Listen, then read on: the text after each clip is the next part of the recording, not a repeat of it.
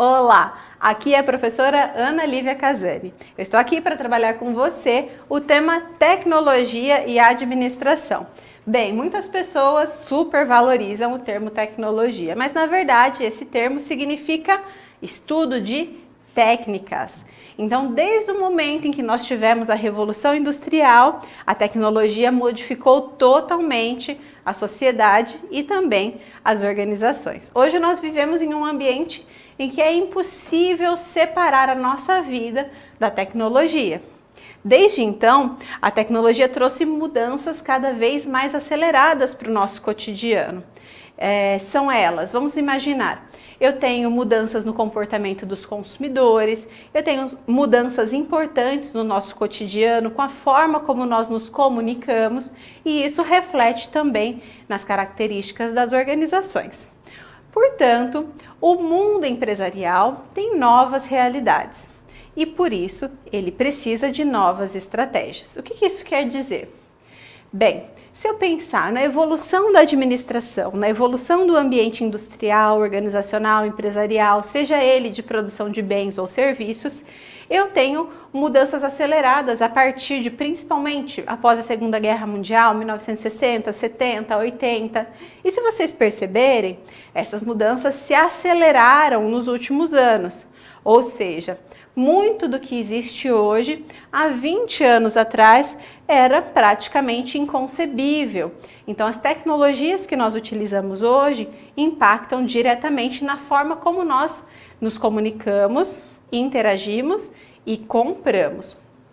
Se eu falasse para o meu avô, já falecido, vô, estou comprando aqui pela internet, vai chegar amanhã aqui em casa, ele não ia entender. Não ia mesmo. Ele ia ter preconceito, ia se preocupar com a segurança, ia se preocupar com o cartão que eu ia utilizar, com o banco, enfim, ele ia colocar vários empecilhos. Mas hoje em dia, isso é totalmente comum. Eu consigo vislumbrar, por exemplo, a concorrência entre uma empresa da rua da minha casa e uma empresa da China. Então, eu posso escolher, quando eu preciso de um tênis, eu posso escolher se eu vou comprar no centro da cidade, no shopping, ou se simplesmente eu vou abrir a internet, verificar qual tem melhor preço e esse produto vai chegar em casa. Imagina como isso acirrou a concorrência no ambiente empresarial. Se já foi uma mudança grande para as pessoas, enquanto consumidores, todos nós somos consumidores. Imagine a mudança de paradigma para as empresas. Essa grande evolução nas TICs, que são as tecnologias da informação e comunicação, traz consequências. Nós temos aí uma escala de alguns produtos que trouxeram mudanças. Nós temos o telefone, a televisão, o celular e o próprio computador. Tudo isso causou um grande impacto nas empresas por meio também da existência dos sistemas de informação. Bem, aqui eu abro um parênteses importante. A informação, ela é de extrema importância em todos os processos de uma organização. Além disso, a informação é um recurso estratégico e ela precisa ser bem gerida. Ou seja, quase tudo que a organização faz tem interferência das informações. A informação começa lá com um dado, ela recebe algum tipo de processamento, se transforma em informação e a consequência da aplicação dessa informação é o conhecimento. Se as empresas hoje buscam diferenciais competitivos baseados em inovação, a inovação parte, portanto, do conhecimento. E o conhecimento só parte de pessoas. Então, uma coisa que eu acredito piamente que não terá mudança no ambiente é que as pessoas continuam sendo um recurso estratégico importantíssimo para as empresas. Dessa forma, muitos gestores pensam que a implantação de uma tecnologia é implantar um software e que isso é suficiente para gerenciar a informação da empresa. Bem, eu digo para você, futuro gestor, futuro profissional que estará à frente na liderança de uma organização, nós temos muitos outros elementos que também são fundamentais. Por exemplo, a cultura organizacional, a comunicação organizacional e a estrutura dessa organização. Porque não adianta eu chegar como gestora de um determinado grupo, implantar um software e falar, se virem. Isso não funciona. A cultura organizacional vai trazer a aderência, vai fazer com que as pessoas aceitem ou não aceitem aquele software. Vai fazer com que as pessoas consigam utilizar bem ou utilizar mal aquele software. A comunicação vai fazer com que esse treinamento para a utilização seja um treinamento correto, porque não adianta um sistema perfeito se ele não for bem alimentado de informações, ok? E também a questão da estrutura, tanto a estrutura física, formal, quanto a estrutura informal. Aquela estrutura formada pelas pessoas, a forma como elas interagem e que muitas vezes não respeita necessariamente a hierarquia da empresa. Bem, nesse contexto de tecnologia da informação e da comunicação, estão presentes os sistemas de informação. E agora eu quero que você acompanhe comigo a leitura dessa definição, uma definição de Chiavenato. Sistema é um conjunto de elementos dinamicamente relacionados entre si, formando uma atividade para atingir um objetivo, operando sobre entradas, informação, energia ou matéria, e fornecendo saídas, informação, energia ou matéria também. Bem, vamos traduzir isso para algo prático? Nós vamos trabalhar as entradas como inputs.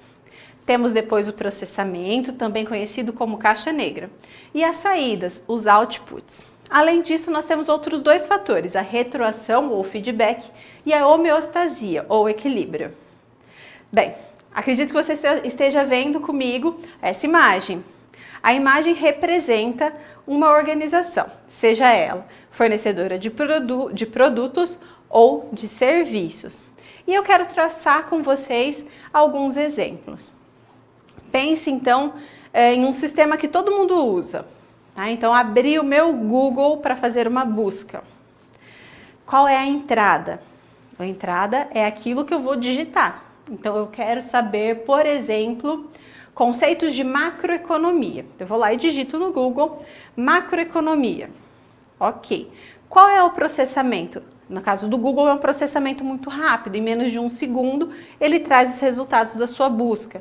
E a saída é justamente esse resultado, né? A pesquisa ordenada, por exemplo, por prioridade de relevância. Ok?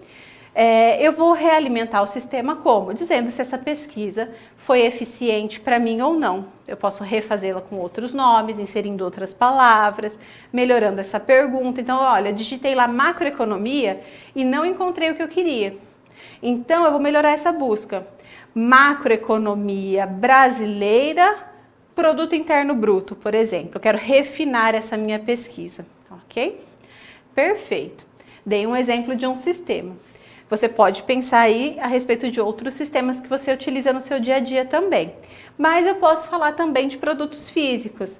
Aqui, olhando ao meu redor, eu estou de olho numa cadeira aqui. Acredito que você pode ter uma cadeira por perto, mas você sabe como é uma cadeira. O que são as entradas para a construção de uma cadeira? É toda a matéria-prima que eu vou precisar, é a mão de obra que eu vou contratar. Isso vai de madeira, parafuso, prego, estofado, se for uma cadeira de rodinha, tudo que vai utilizar, todas as peças que eu vou precisar. Eu também vou precisar de uma estrutura física, de equipamentos. Tudo isso é o que eu preciso para começar o processo. O que é representado na figura como caixa negra é o processamento.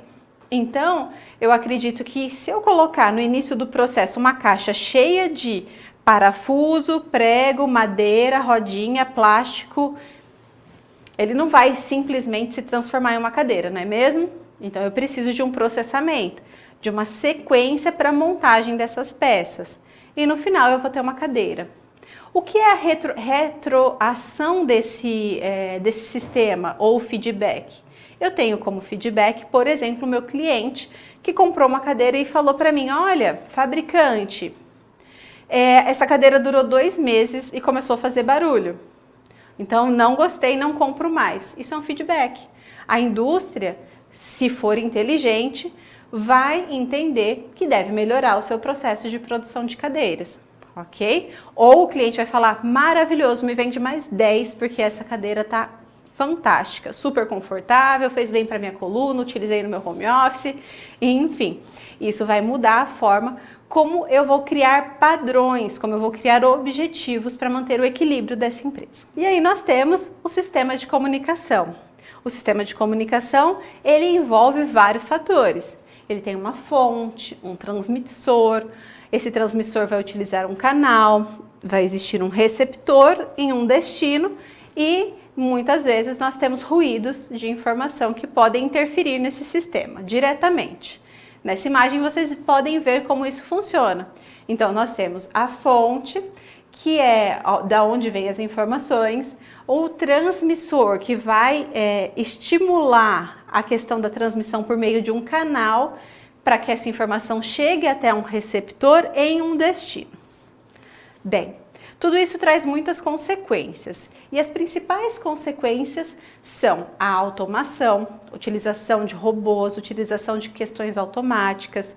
Hoje em dia, cada vez mais, o consumidor é autônomo para a realização das suas compras, porque nós temos já equipamentos que permitem isso. A automação na indústria, tá?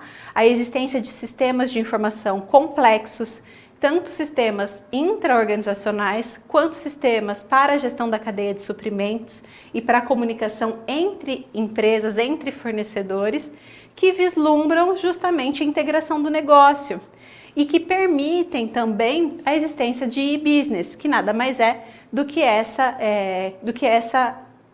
interação entre negócios via internet.